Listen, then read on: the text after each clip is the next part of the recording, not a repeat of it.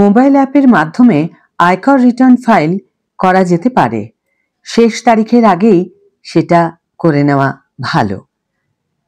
High everyone, welcome back to my channel আঞ্জনার ব্যঞ্জনা। বন্ধুরা, তোমাদের সকলকে আমার এই ছোট্ট ইউটিউব চ্যানেলে স্বাগত জানাই। এখন আয়কর রিটার্ন ফাইল করা আগের চেয়ে অনেক সহজ হয়ে গেছে। আয়কর বিভাগ করদাতাদের সুবিধার্থে বিভিন্ন ডিজিটাল পরিষেবা চালু করেছে, যার মধ্যে অন্যতম হল মোবাইল অ্যাপ্লিকেশন। এই অ্যাপগুলির মাধ্যমে সকলে খুব সহজেই নিজেদের স্মার্টফোন থেকে আয়কর রিটার্ন জমা দিতে পারবেন। বিশেষ করে বেতনভোগী কর্মচারী, পেনশনভোগী এবং ছোট ব্যবসায়ীদের জন্য এই অ্যাপগুলি বিশেষভাবে উপযোগী। এই ভিডিওতে আমরা মোবাইল অ্যাপের মাধ্যমে আইটিআর ফাইলিং এবং সম্পর্কিত গুরুত্বপূর্ণ তথ্য নিয়ে আলোচনা করব। আয়কর বিভাগের official mobile app AIS for tax payer Android এবং iOS দুটি প্ল্যাটফর্মেই উপলব্ধ। এই অ্যাপটি করদাতাদের তাদের বার্ষিক তথ্য বিবৃতি অর্থাৎ অ্যানুয়াল ইনফরমেশন স্টেটমেন্ট বা AIS এবং করদাতার তথ্য সারসংক্ষেপ অর্থাৎ ট্যাক্স পেয়ার ইনফরমেশন সামারি বা TIS দেখতে সাহায্য করে। এই বিবৃতিগুলিতে ট্যাক্স পেয়ারের বিভিন্ন উৎস থেকে আয়ের তথ্য, যেমন ট্যাক্স পেয়ারের নিয়োগকর্তা, ব্যাংক এবং মিউচুয়াল ফান্ড থেকে প্রাপ্ত তথ্য আগে থেকেই দেওয়া থাকে। অ্যাপের মাধ্যমে আইটিআর ফাইল করার পদ্ধতি সম্বন্ধে একটু জেনে নেওয়া যাক। 1. অ্যাপ ডাউনলোড এবং লগ ইন। প্রথমে গুগল প্লে স্টোর থেকে বা অ্যাপল অ্যাপ স্টোর থেকে AIS ফর ট্যাক্স পেয়ার অ্যাপটি ডাউনলোড করতে হবে। এরপর নিজের প্যান নাম্বার, আধার অথবা নিবন্ধিত ইউজার আইডি এবং পাসওয়ার্ড দিয়ে লগ ইন করতে হবে। 2. তথ্য যাচাই। অ্যাপে লগ ইন করার পর নিজের AIS এবং TIS দেখতে পাওয়া যাবে।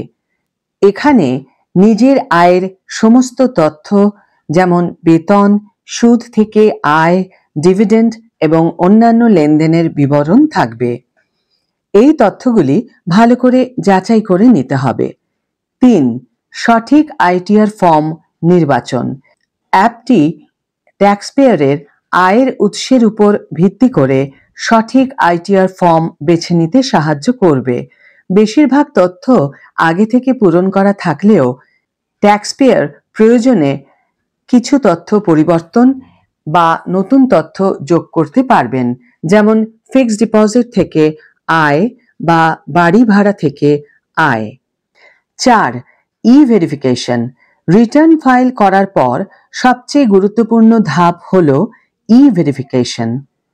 ট্যাক্স পেয়ার আধার, ওটিপি, নেট ব্যাংকিং বা ডিজিটাল সিগনেচারের মাধ্যমে এই প্রক্রিয়াটি সম্পন্ন করতে পারবেন। ভেরিফিকেশন না করলে নিজের রিটার্ন অসম্পূর্ণ বলে গণ্য হবে। আয়কর রিটার্ন ফাইলের শেষ তারিখ একটু জেনে নেওয়া যাক। সাধারণত প্রতি আর্থিক বছরের জন্য আয়কর রিটার্ন জমা দেওয়ার শেষ তারিখ হয় 31শে জুলাই। মূল্যায়ন বর্ষ 2025-26, আর্থিক বছর 2024-25 এর জন্য এই তারিখ বর্ধিত করা হয়েছে।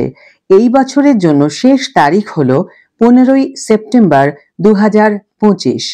তবে অনেক সময় সরকার করদাতাদের সুবিধার জন্য এই তারিখ বাড়িয়ে থাকে, কিন্তু শেষ মুহূর্তের তাড়াহুড়ো এবং জরিমানা এড়াতে সময়সীমার আগেই নিজের রিটার্ন জমা দেওয়া উচিত। দেরি হলে লেট ফি এবং জরিমানার বিধানও রয়েছে। ডিজিটাল ইন্ডিয়ার যুগে মোবাইল অ্যাপের মাধ্যমে আয়কর রিটার্ন ফাইল করা একটি অত্যন্ত সুবিধাজনক পদ্ধতি। এটি কেবল সময় বাঁচায় না, বরং প্রক্রিয়াটিকে অনেক সহজ করে তোলে। তাই দেরি না করে আজই আয়কর বিভাগের মোবাইল অ্যাপটি ডাউনলোড করে ফেলো বন্ধুরা, এবং নিজেদের আয়কর রিটার্ন জমা দেওয়ার প্রক্রিয়াটি সম্পূর্ণ করে ফেলো। শেষ তারিখের জন্য অপেক্ষা না করে সময়ের আগে নিজের দায়িত্ব পালন করা উচিত এবং নিশ্চিন্ত থাকা উচিত। আজকের ভিডিও এখানেই শেষ করছি বন্ধুরা। ভিডিওটি যদি কার্যকর বলে মনে হয়ে থাকে তাহলে অবশ্যই একটি ছোট করে লাইক দিও, শেয়ার করো বন্ধুদের সাথে, কমেন্ট করে জানিও তোমাদের মতামত।